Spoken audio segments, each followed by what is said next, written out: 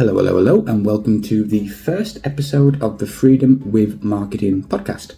In today's episode, I want to share with you some short, medium, and long-term strategies you can apply in your business to get more online coaching clients, and in particular, how to get more coaching clients so you can increase your profit margins. You increase the revenue that you make in your business while your expenses remain relatively stable. You increase your monthly cash flow, so you always have more than enough cash at the end of the month to cover your expenses, so you don't have to get burdened by financial worries. And how you can do all of this while reducing the amount of time that you spend in your business.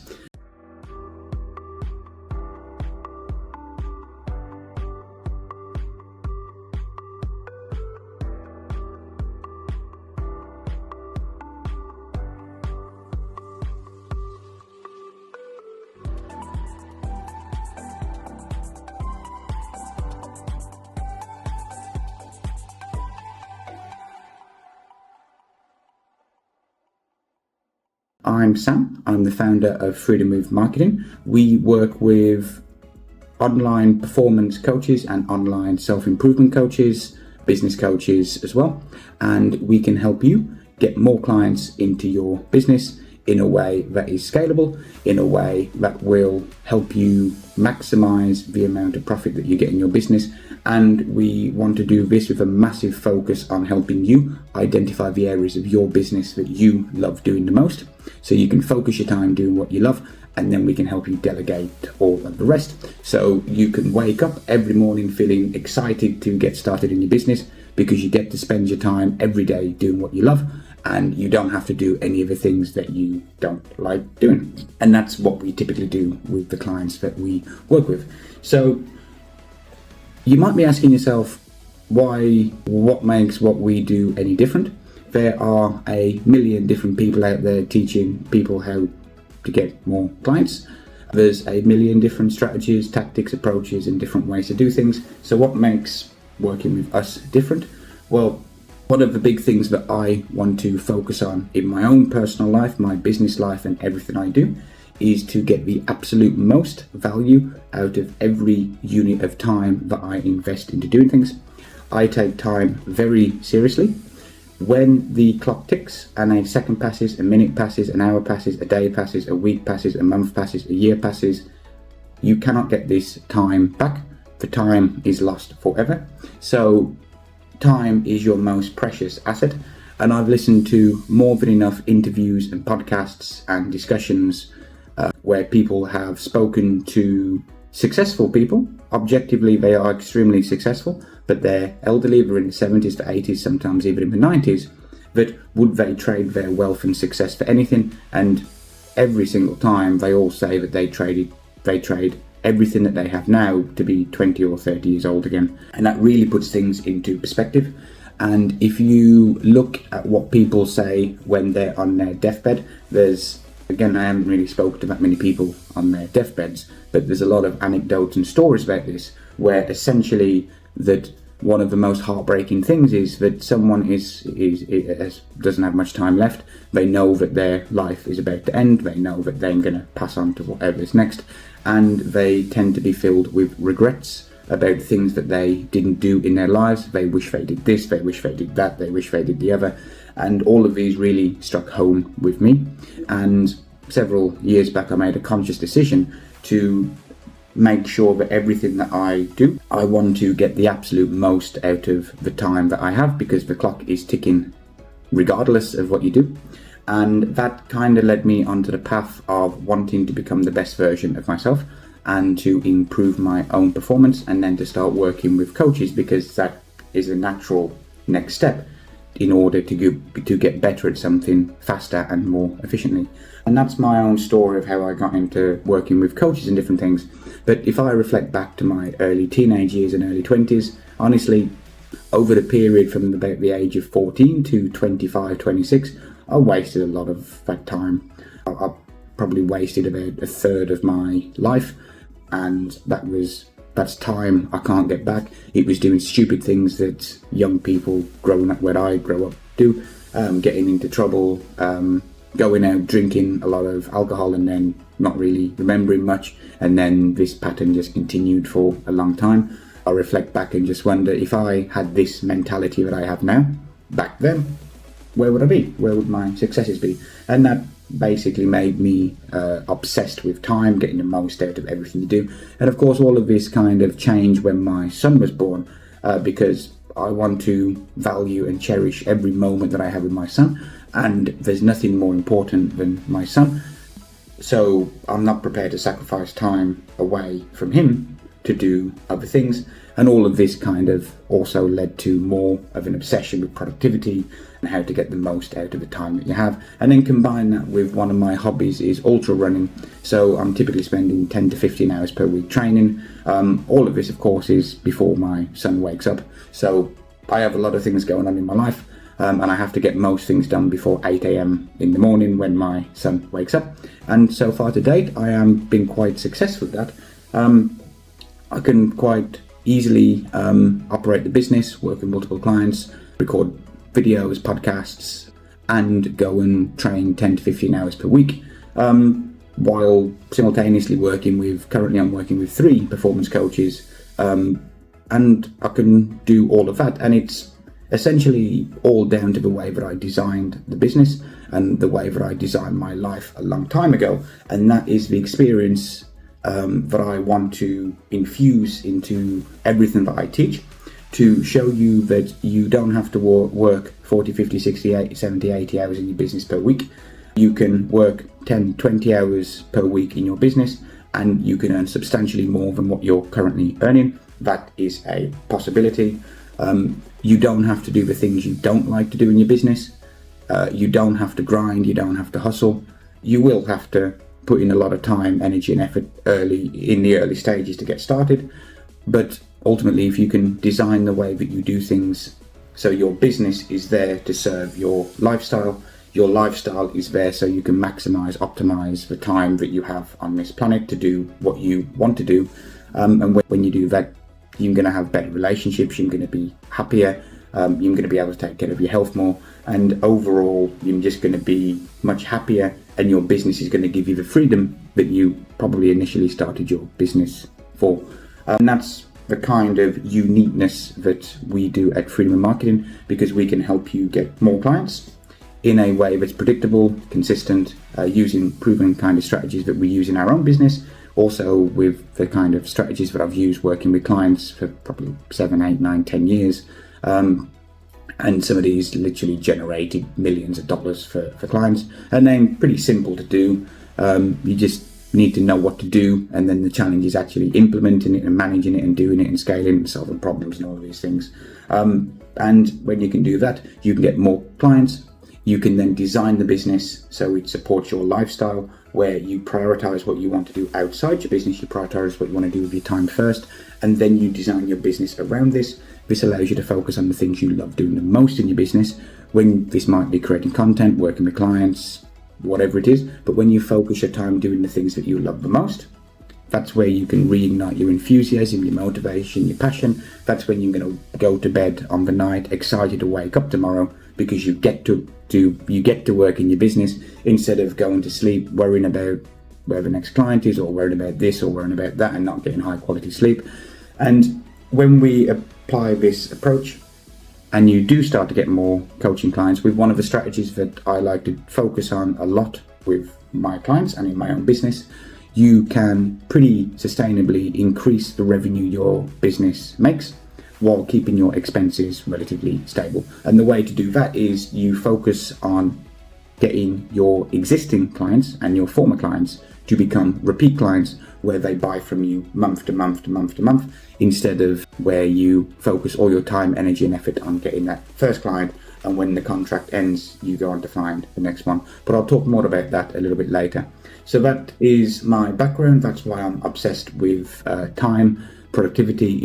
It's what I can infuse into the offer and everything we do at Freedom in Marketing to help you build the business, or rebuild the business that you love, so you can focus your time, energy, effort doing the things that you like to do the most, and you can delegate all the rest, and then we'll just help you get more clients in the process. So that's basically it. So let's dive into how you can get more online coaching clients. First, we're going to look at the short term, the medium term, and the long term. And then we'll end the podcast talking about what you can do to get your first time customers and clients to become repeat customers and clients. So instead of getting a fee from them once, you get recurring revenue from them month after month after month after month. And I'll share with you a few ways that you can do that as well. And all of these things you should be able to apply straight away. So let's dive in. So what is the short-term strategy on how you can get more online coaching clients? So the short-term strategy, my definition of short-term would be something that will be within the next day, within days, weeks, or a couple of months. This would be when you are struggling to pay expenses. You have to increase the money that your company's making, you have bills to pay and various things like that. So what I would suggest in a case like this, first of all, I'll share with you how I found two of my coaches. Honestly, I posted on Upwork. I had no idea where to go in order to find coaching clients. I didn't want to go through the hassle of researching coaches, vetting them, having a discovery call with them, finding out whether they're a right fit or not. Honestly, I just posted on Upwork, this is the problem that I have, this is the coach that I'm after, can someone help? And then inevitably I got about 50 responses back. Out of them 50 responses, sometimes more, I could literally eliminate 80% of them straight away because they didn't follow the instructions I put in the job. And the instructions I put in a job post are quite simply, anyone who doesn't address me by my first name will automatically be deleted by my virtual assistant, and 80% of them still don't acknowledge your first name. So it's all mostly automated nonsense.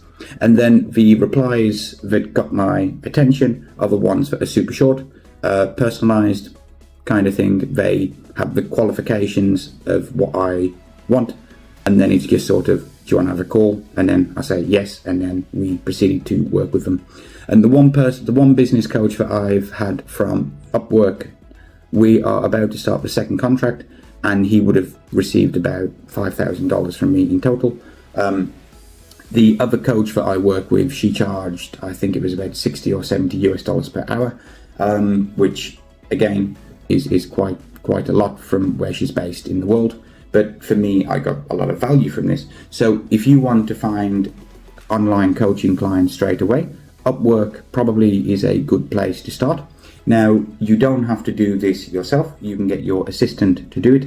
You can pay someone a couple of dollars an hour and make it their full-time job to look on Upwork and to find all of the job postings that you would be relevant for, applicable for, that you can apply for, and then they can just sort of post on your behalf. It would be sort of really simple, short kind of responses. And with Upwork, it would be a numbers game. So that is the first thing I would suggest that you do. Another thing that you could do in the short term, this would be if you already have an existing business in place and you're not just sort of like a relatively small business, what you could do is kind of a cold outreach. So you could post on Upwork or Fiverr to get someone to give you a email list of people who meet your target audience.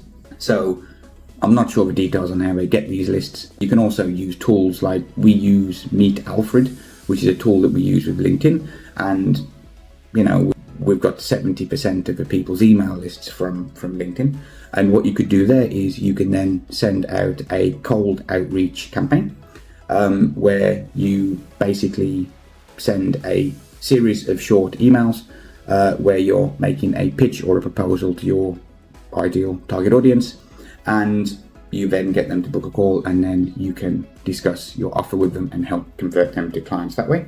So this would take a little bit longer than it would take if it's on Upwork, probably, because doing cold outreach is a bit more time consuming.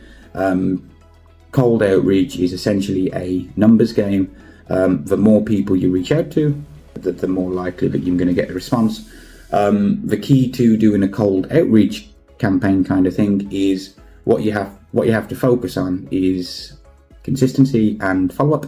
and the vast majority of people aren't going to reply on the first email. The vast majority of people aren't going to reply on the second email. You might get a few replies on the third, fourth, fifth email, but you have to have some kind of a system in place to do the cold outreach where you are consistently following up with people.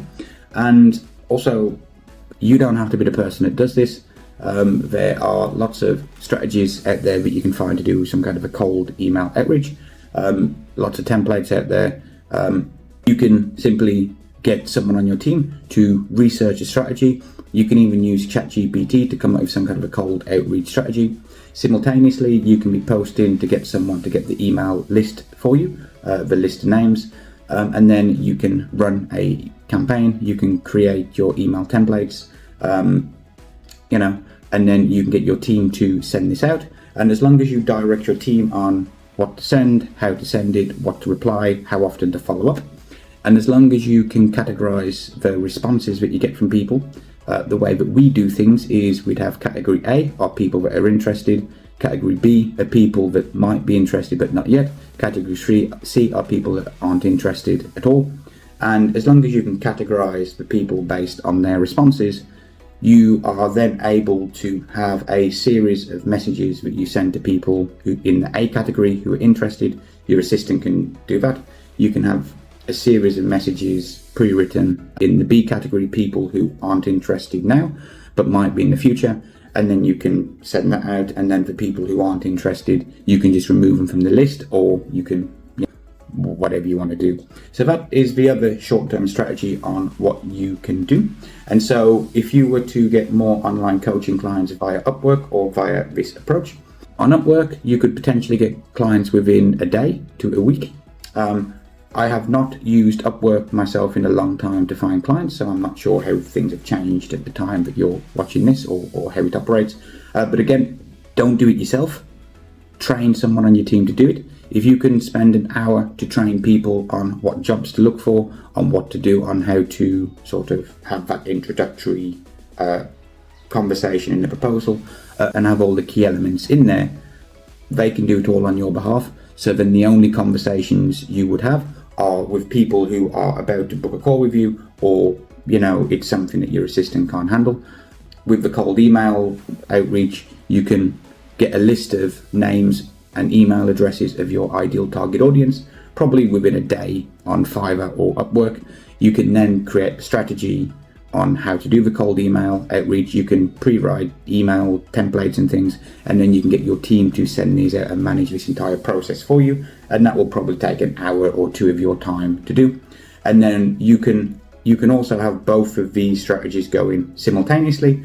All it takes is an hour or so on each of these projects for you to set things up, to clearly explain what your objectives are, to get the KPIs and what you want to measure and track, and get your team to do it. And then you can focus on doing something else.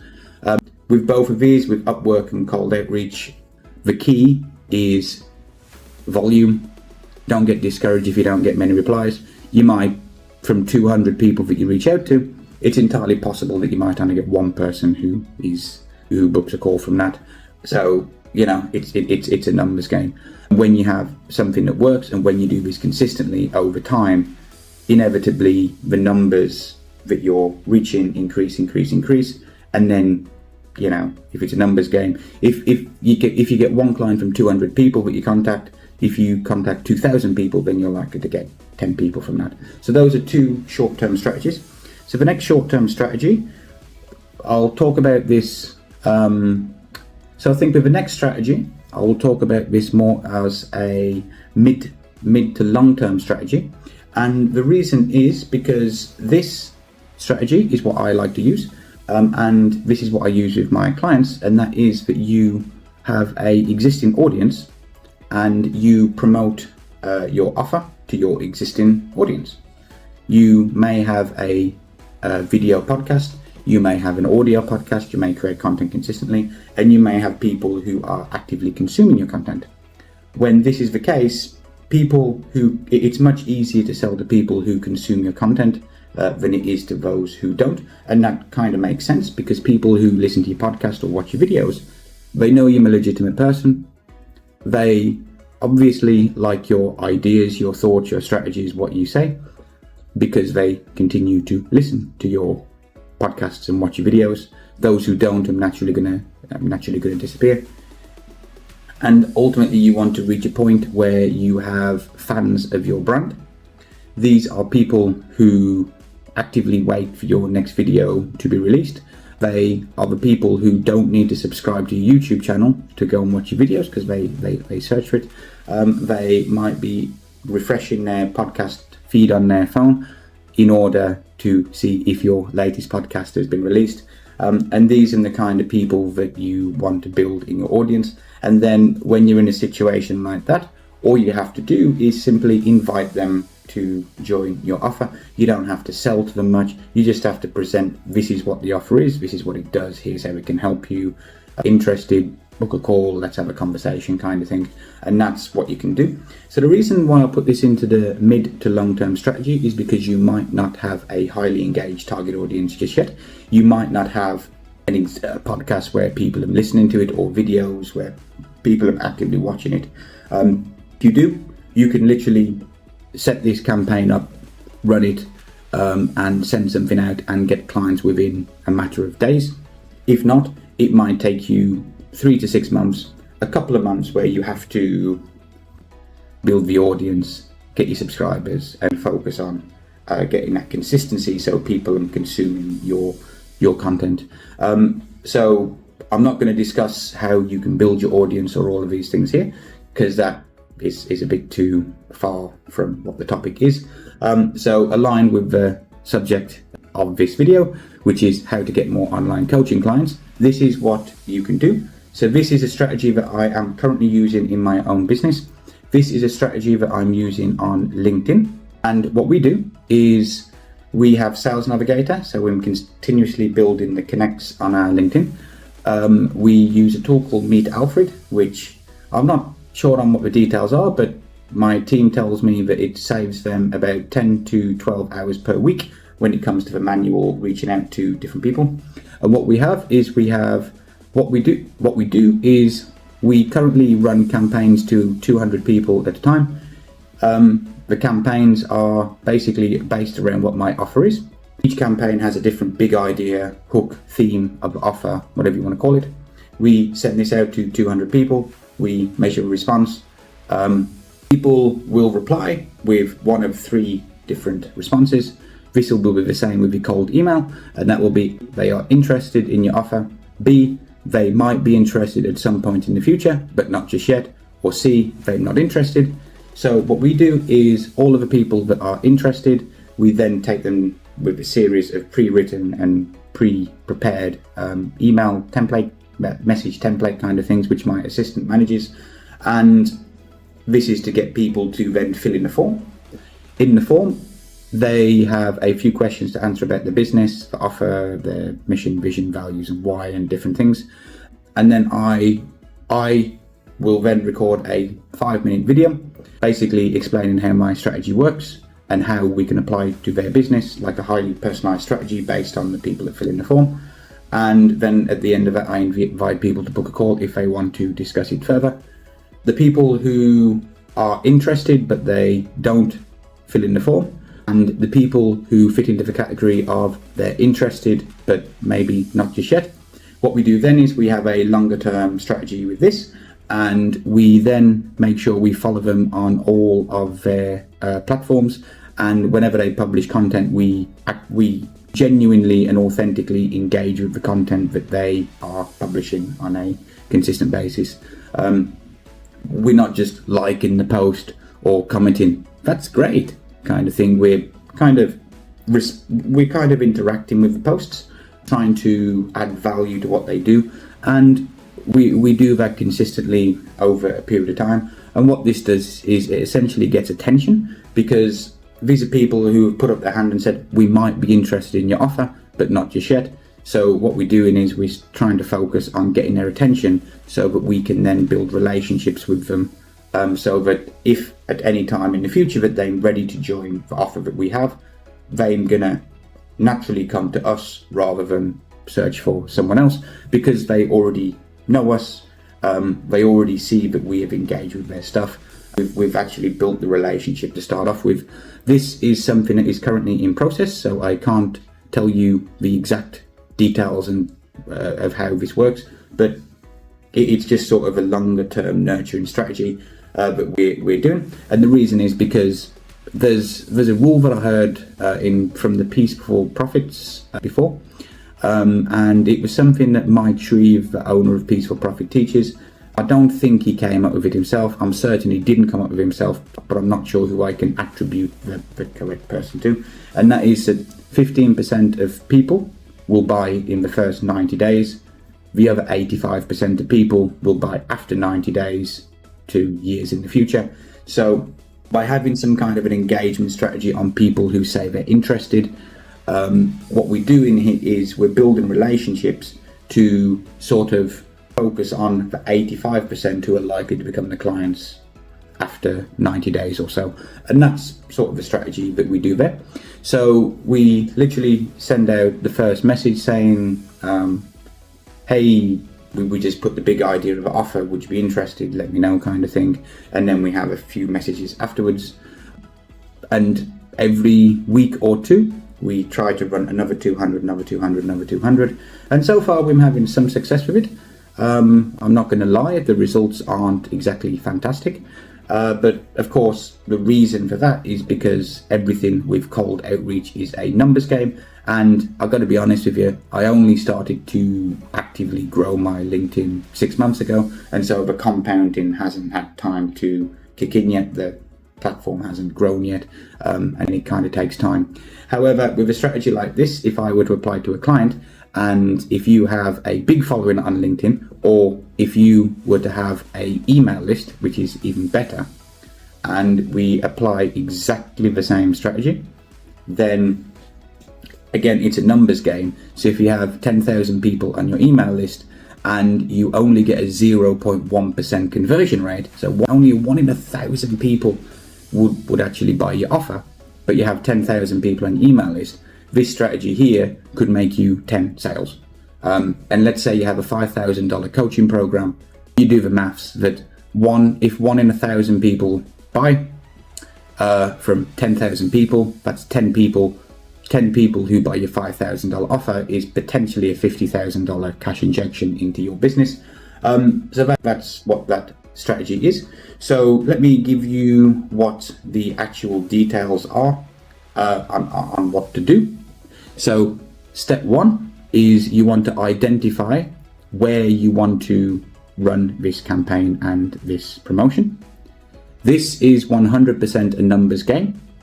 If you have Facebook, Instagram, Twitter, LinkedIn, email list, a community, all of these things, and you want to ask which of these platforms do you want to run it on, my first answer is that why don't you run it on all platforms at once if you want to get a big cash injection.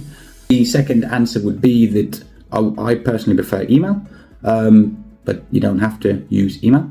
Next one would be which of your platforms are you most active on and do you have the most engaged audience on, and that is the platform to choose.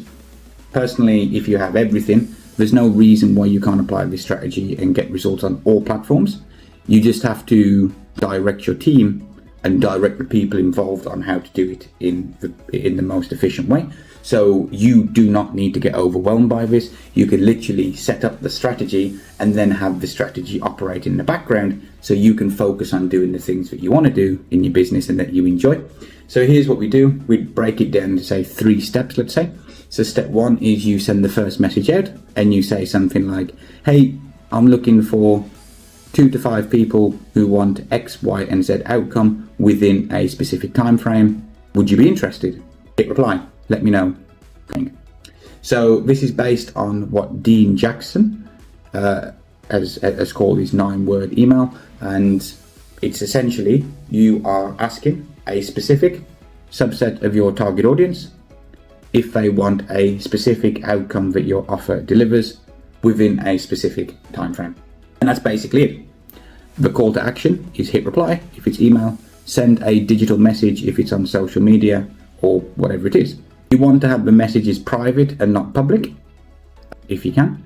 And the reason is because The whole purpose of this first message is to get people to say that they are interested, so you can initiate and start a conversation with them. There's no other purpose on that. And you ask yourself a question: is it easier to have a conversation with people within a chat context or within a public comment section? And if you think it's better to have a conversation with people that comment, if you want to manually reach out to people who comment, go ahead. Or if you want to just respond to people in a digital message, go ahead. Entirely up to you. The whole point of the first message: hey, I'm looking for 2 to 5 people who want X, Y, and Z outcome within a specific time frame. It is there specifically to get people to say, hey, I'm interested. I might be interested in that. And so the next question you might be having is, why do you want to have it to a specific subset of your target audience and not to everyone? The reason here is you want to have specificity. So I recently gave a video to someone that filled in the form for my I'll help you get your next 2 to 5 clients in the next 30 days offer. And he said his target audience are entrepreneurs, professionals, and mid-lifers. He has a personal development coaching program, which actually looks pretty awesome. And so if you look at that target audience there, you have entrepreneurs, which can be anyone that works in a business, professionals, which is someone who is employed, and people in their midlife, which I guess can be anywhere from, say, 35 to 8 to 70, depending on what you are in all context. So his target audience there is essentially everyone in every situation. What I suggested that he does is focus on entrepreneurs. Even better is try to focus on a subset of an entrepreneur. The more specific you can get, the more it gets their attention and people are interested. Also, if you've got a $3,500 coaching program, who is more likely to be able to afford the upfront investment? Would it be an entrepreneur that would have it as a business expense and a business investment? Or would it be a professional, someone that works for a job and gets a fixed pay check? Or, again, I don't know the answer, but personally I think it would be more likely for an entrepreneur. And the reason is because I have a business and I invest in coaching and things all the time myself, and I don't put much thought into it if I can see a tangible outcome that I will get. So that is why with this particular person that I suggested, entrepreneurs, highly specific, and it kind of gets attention. Specific outcome is the more clear that you are on what the result is that you deliver, the more compelling it will be to the people that want that result. And a time frame is when you add a time frame to something, you just make something more tangible. So that is the first message. You would send that out by email, social media, all platforms, any platform, one platform, whatever it is. The next thing is people will reply to that and they will have a conversation that will start the conversation with you. So be aware that the vast majority of people that reply to you probably aren't gonna buy. So what you can do then is you can either have a pre-written document, pre-written message, pre-written email, Google Docs, whatever it is, which outline what the details are of what your offer is. You can send it to them and say, here's the details, want to know more? Alternatively, you can send them to a video sales letter that you record. The more personal you can make this to the specific people, the better. If you were to record a video sales letter, for example, and you were to use the person's first name, they're going to find it hyper personalized, and it's just going to make things make it more likely that they'll buy from you in the future. Obviously, if you send this out if you get 2,000 replies, you can't exactly record a video addressing people by the first name, but you can make sure that your assistant uses their first name in the message that you send. And I do have strategies that you can use where you can, at scale, send videos to people using their first name and making the pitch with maybe an hour or two of your time, but that can be something for another video. So that is the second message. The purpose of the second message is to explain what your offer is, give them the details, tell them what's included, tell them what it's going to do, tell them the price, and the next message then would be either to buy or to book a call or to go on to whatever sales processes that you have. So again, I want you to visualize that you can be doing this on email, you can be doing this on Facebook, Instagram, LinkedIn, and you can be doing all of this simultaneously. And the best part is you can use the same messages and the same follow-up messages on all platforms. You just may need to tweak a few words just to make it applicable to the platform and to make it applicable to the format that you use. So how can you actually implement and execute this? First thing is that you would obviously come up with what your offer is, what it's for, who it's for. More specific, the better. More specific on the outcome it does, the better. Give it a time frame. You can write the first message. You can templatize the responses afterwards.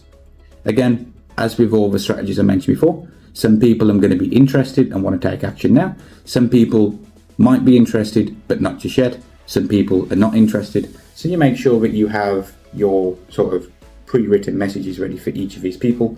And then you can get your team to do all of this. Get an assistant to do it for you. Get the assistants to have the conversations on your behalf.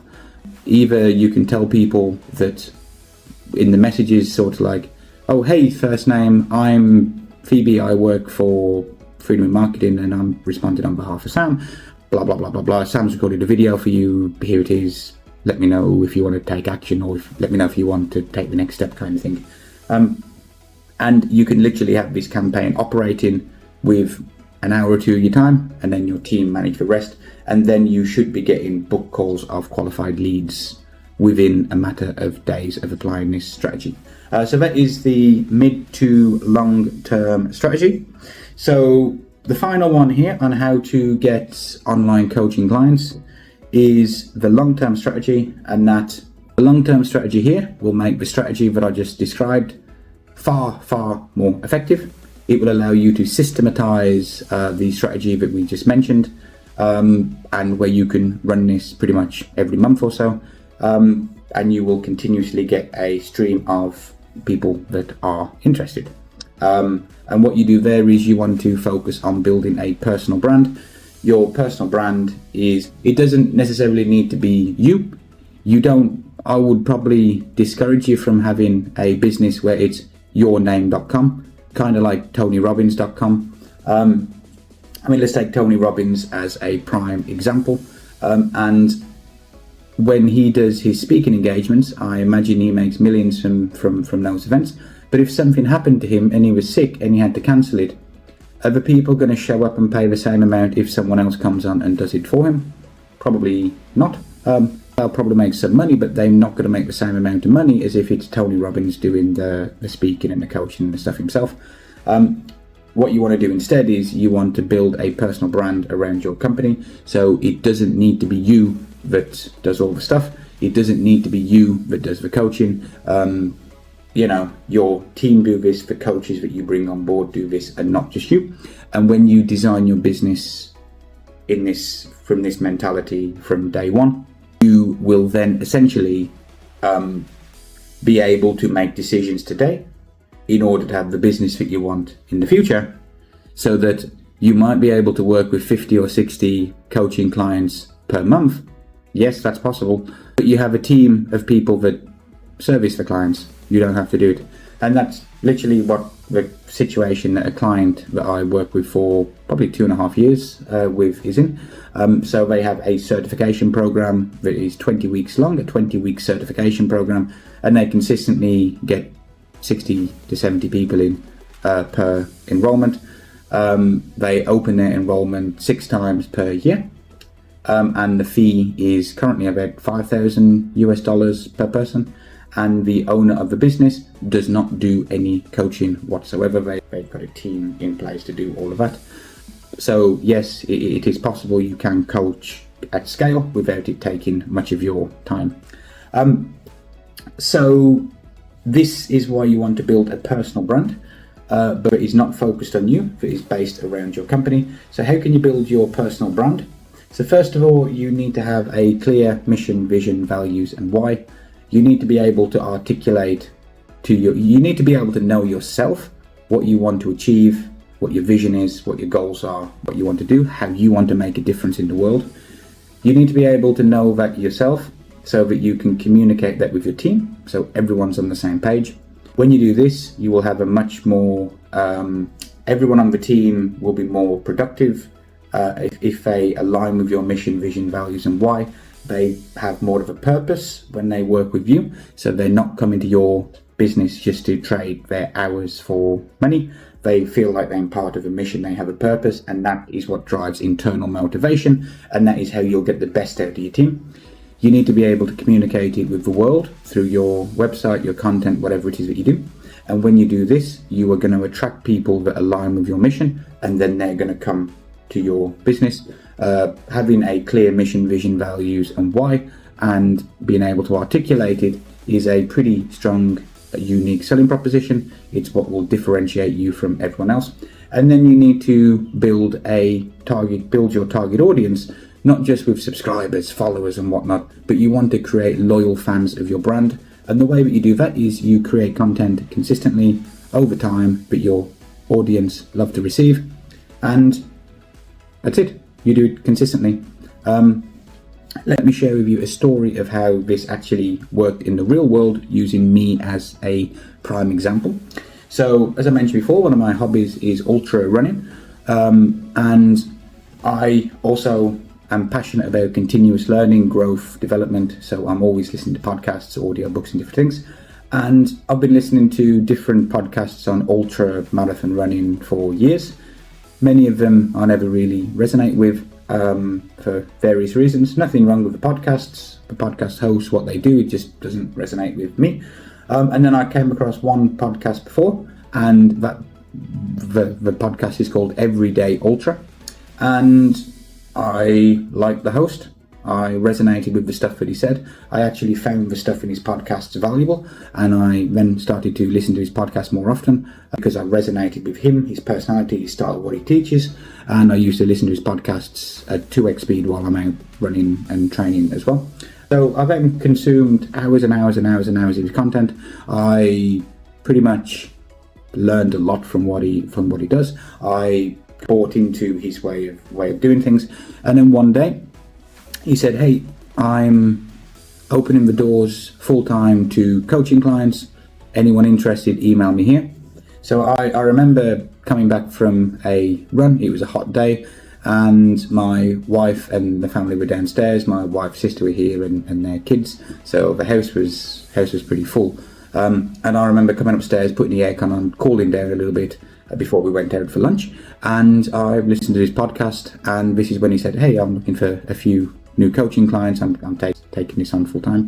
And I literally paused the podcast, opened up the laptop, and within 3 minutes I'd emailed him saying I'm interested, and that was it. 2 days later I got a reply from him. It was a pre-written reply, kind of the same as the strategy I told you before. This is what it is, this is what we'll do, this is how it works, this is what you get, this is the price. 2 days later I had a call with him, an onboarding call, and I've now been working with this coach for close to 12 months. I'm paying him every month for his coaching, and from his perspective, honestly, what he does for me, maybe there's a 1 hour call per month. He programs my training and there's unlimited WhatsApp support, but per unit of time that he works with me, he gets paid a lot of money per unit of time, and that's how I found him. So I should also point out that he mentioned that he was looking for more coaching clients at a time when I was thinking about getting a coach, and that is because I recently did a race where I did not finish, and this was the second time I attempted this race and did not finish. The race went catastrophic. I missed the cutoff time after having a major problem within about 8 hours, and I was pretty depressed, pretty beaten up about it. And a few weeks later he made the proposal with his after coaching clients at the right time when I wanted it myself.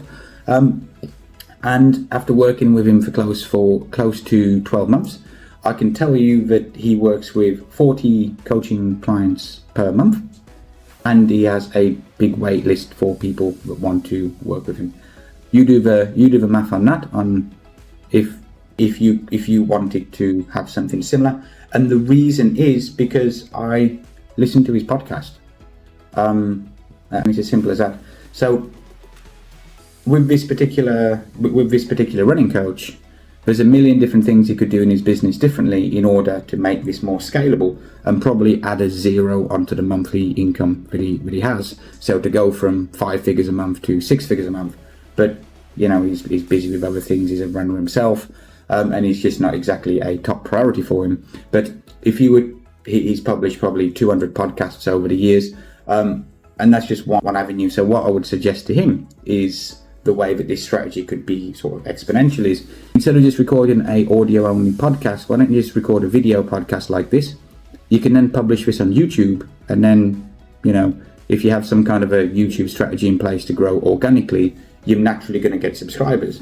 You can publish it on Rumble and build an audience on Rumble.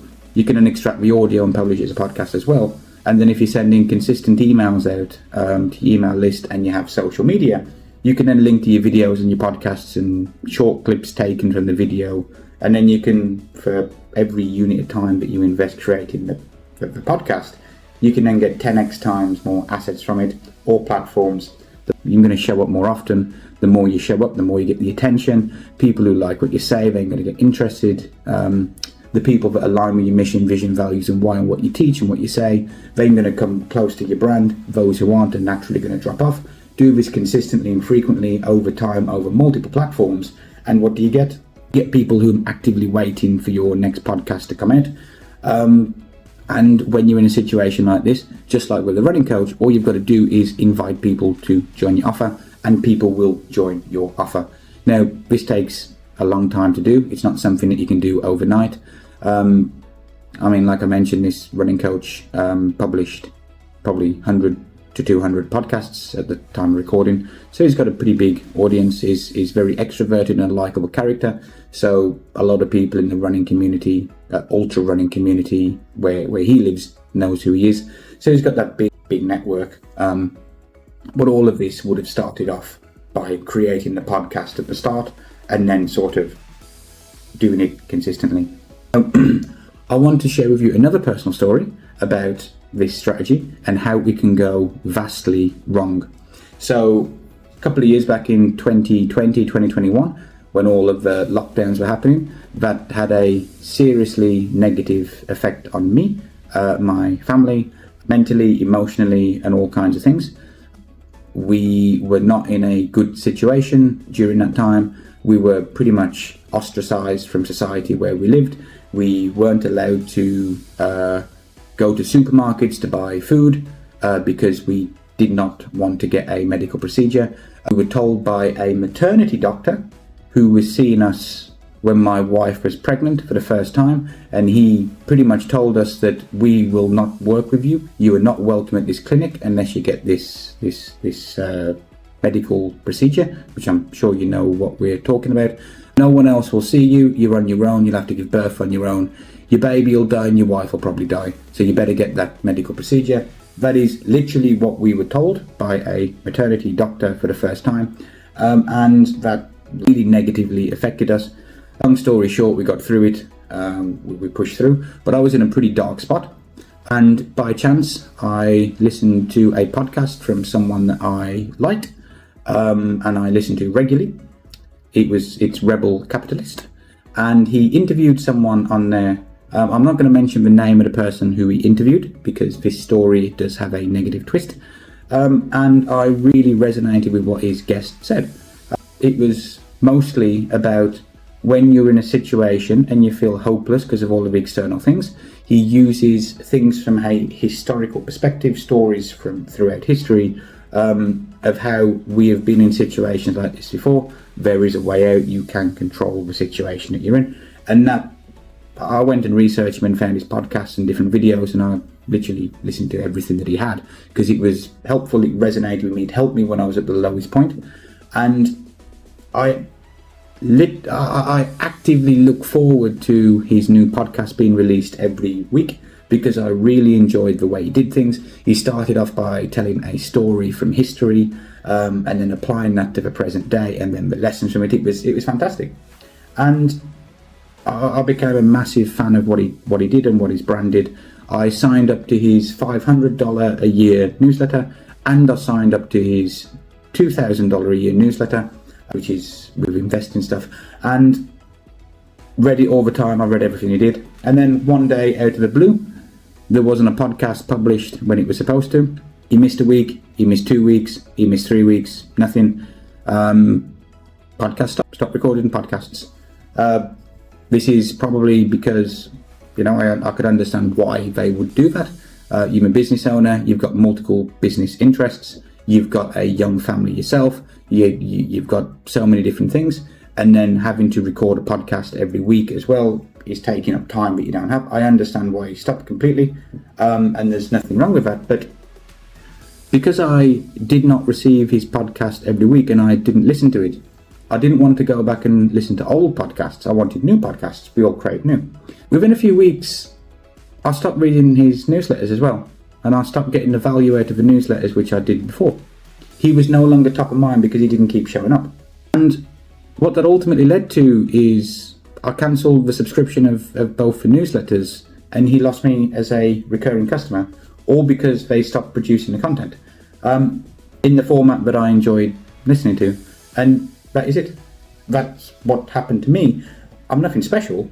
There's no malice there, because this particular brand, I hold them in the highest respect, because they really helped me through their content when I was in a dark spot.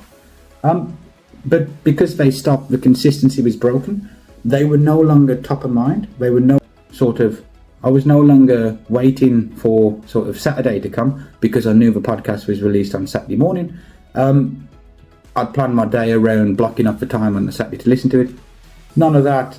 And so I stopped consuming the content, stopped consuming the newsletter, stopped getting value from it, and lost me as a customer. The same will be true, I can guarantee you, for you as well, that if you started your podcast and you build your fans, that you can have the most loyal fans in the world. But if you stop publishing content for a week or two, people have short-term memories, then you're no longer top of mind. And the longer that you leave it, the more and more people are gonna drift away. And if you want to have loyal fans of your brand, where all you have to do is invite people to join your offers, you need to create content consistently, frequently, and do it across all platforms to maintain this attention. Because it's kind of like you imagine you growing a plant or a flower or whatever it is that you're doing, that every day you need to water it. If you stop watering it for a couple of days, it might start to wilt, but you can usually recover it. But if you stop watering it for a week or two, a month, and you don't do anything, the plant's going to die and you're not going to be able to get it back. And the same is true when it comes to your engagement and you having the loyal fans of your brand. So you need to be creating this content consistently. Now, you don't have to be the person that creates the content unless you want to. If you love creating content, great.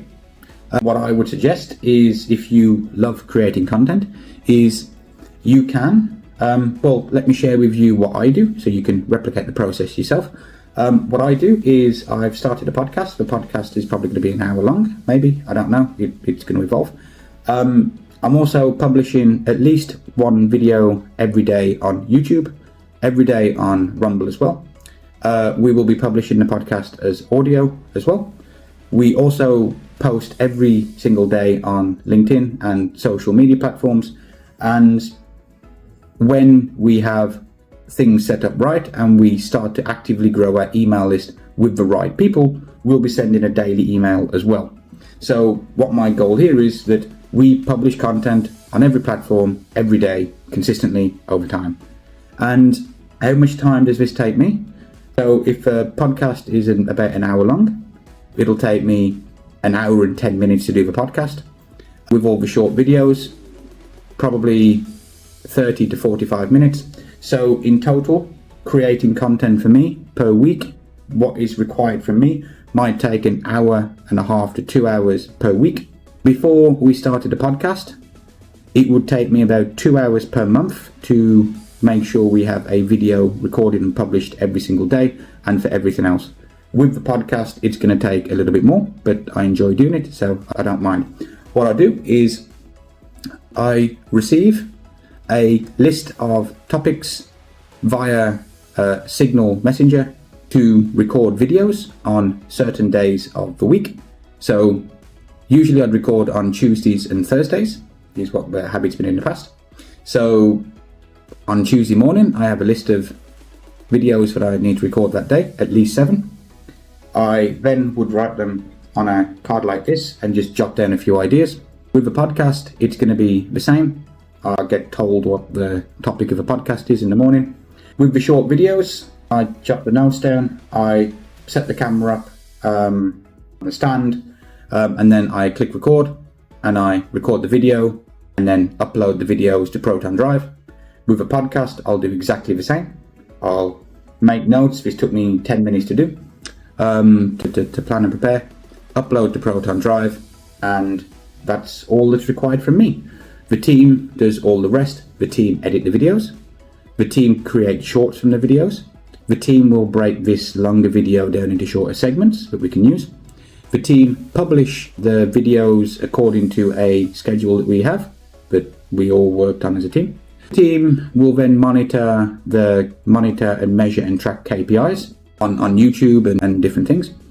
We have a strategy that we're using, which supposedly will get the channel up to 10,000 subscribers in about 6 months. So we're actively doing that strategy now. The team will get the audio from this and will publish it as podcasts, audio only podcasts. The team will get the transcript from this and all of the videos and then convert that into LinkedIn posts, Facebook posts, and into future daily emails, into blog posts, into all of these things. The team optimize them for SEO. The team are engaging with people who comment on the posts on behalf of the Freedom in Marketing brand. So literally, I'm getting all of his content out there, and it's taking it with a 1-hour podcast. It's taking me about 2 hours a week. Without the podcast, it'll probably take me 2 to 3 hours a week to create all the videos. We have systems in place where the team does all of the rest, and that's what I do, and that's what you can do too. And when you do this consistently and frequently over time, eventually you're going to get the people coming to your brand that like your content and are fans. And that's what I would suggest you do too. If you don't like creating the content, you don't have to. I am a subscriber to the Peaceful Profit newsletter, which I would highly recommend if you're into marketing, sales, different things. Really good. I also listen to their podcast. I've also joined a lot of their high-end coaching programs in the past. And I've also joined one of their high-end coaching programs in the past, I should clarify. And I've worked with clients who have joined their ultra high-end programs in the past as well. I like what they do. I don't know the numbers that they do in their business, but I know they're making multiple millions a year. On a recent podcast, the owner, the founder of the business, said that the business could probably be doing 30 to 40 million a year. What does he do? Well, he records a podcast every now and again. He's designed the business so he doesn't have to work in it. His team creates a lot of the content. As part of a newsletter, you have a bunch of bonuses, which in funnel breakdowns, what's working now, this, that, and the other. These the content created by their team. The podcasts that I listen to and will be listening to after this when I go for my run, probably 67 are done by his team, where they're interviewing their customers and clients on their success stories. He records a few podcasts every now and again. You have your team create the content for you. It doesn't have to be you. And this is especially the case if you have a personal brand that's focused around what your brand is and you are not sort of the star of the business. And that is something you can do as well. So that's it. Just quickly to summarize. So if you want to get online coaching clients right now and to do it fast, I would suggest you look on Upwork or do cold email outreach. All you have to do is start the process yourself, plan the process, outline what the goals are, get your team to do the rest. For midterm, I would suggest doing the strategy that I mentioned, which is, hey, I'm looking for 2 to 5 people who want X, Y, and Z outcome within time frame. Are you interested? You send that out via email or your social media. People who say they are interested, you can direct them to a video you record from or a Google Docs outlining the details of the offer. Call to action is to book a call or have a conversation. The long-term strategy is you want to focus on creating fans of your brand who actively look forward to your content, and that they consume your content on a regular basis, so they already know, like, and trust you. You're already credible. You're already an authority in their eyes. And then in a situation like that, all you have to do is invite people to join your offers instead of trying to sell them.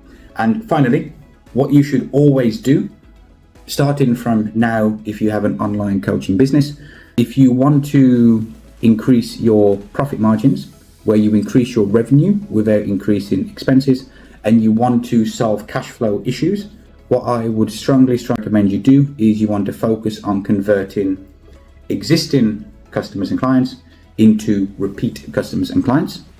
What do I mean by that? Most businesses are focusing on getting the next client into their main offer, their signature offer. And when they have completed the program, that's kind of it. They then focus on getting the next customer, the next customer, the next customer. I worked with a client in the past and they were doing mid 7 figures a year, US, and their entire business was focused on Google ads to book a call for the $5,000 coaching program. And they generated 6 or 7 million a year doing that. What they didn't do is then convert the people after completing the program to become repeat customers and clients. It was just all on that first sale, first sale, first sale, first sale. What they do is, I think they were spending $800 in order to get a new client. They then had to pay the sales commission. They then had to pay their team to onboard the client, to service the client, and all of this stuff. So it was that first time client. What they didn't do is convert their existing clients into the next offer. So your coaching program is going to solve a problem, but then it's also going to cause the next problem. And what you need to do is have some kind of a program, some kind of a continuity based program, that when you help them get the first result, you create another problem. That you can have some kind of a continuity program where they are paying you monthly for your ongoing support. I'll talk more details about that in a different video. But if you can do that, you can potentially get 10 to 30% of people who buy your main offer into some kind of a monthly or annual program. You don't have to pay in order to acquire repeat customers. You've already paid for them. They're much easier to work for because they already buy into your system. They know what you do. They know your system things. Often you don't have to pay sales team commissions, or you don't have to have a sales call yourself. You can just simply invite them to join your continuity, and they're typically much easier to work with and get results. They're typically more motivated and it's just easier. And then you're getting that monthly recurring revenue month after month after month. But that is what you should do. If you're not currently doing this, I would encourage you to sit down and try to think, how can you turn your offers into continuity so you get them the first result, and then you invite them to join a monthly ongoing thing or an annual ongoing thing, so you can continue to get that recurring revenue. Okay, that's all I've got for you. This has gone on slightly longer than I expect. If you would like to explore ways that we can work together, in the past, my team and I have worked with lots of clients where we have generated literally millions of dollars in sales using some of the strategies outlined in this particular video. Then I would like to invite you to follow the link in the description below, where you can learn more about how we can help you. In particular, what we are currently doing is we can help you get your next 2 to 5 clients within 30 days. The condition here is that before we send you an invoice for the service, you will have received money in your bank account in new contracted sales, and then you pay us afterwards. If that sounds like a good deal for you, we make you money, you get paid, and then only you pay your fee. It's our version of the ultimate risk reversal. If you'd like to know more, you can find more information in the description below, or you can go to freedomwithmarketing.com and you will find directions on how you can partner with us there. Okay, that's all I've got for you. I hope you found this material valuable. Go away, implement, apply it. Don't wait, don't delay. The faster you can start to implement, the faster you can get your team to manage everything on your behalf. And then you can build these systems now that are continuously working to bring new leads to your business. You only have to set it up once, then you have to manage it. Your team can do the rest. A couple of hours now and you'll have an endless stream of these clients. See you in the next video. You'll find links to other videos around here. Make it a great day. Bye.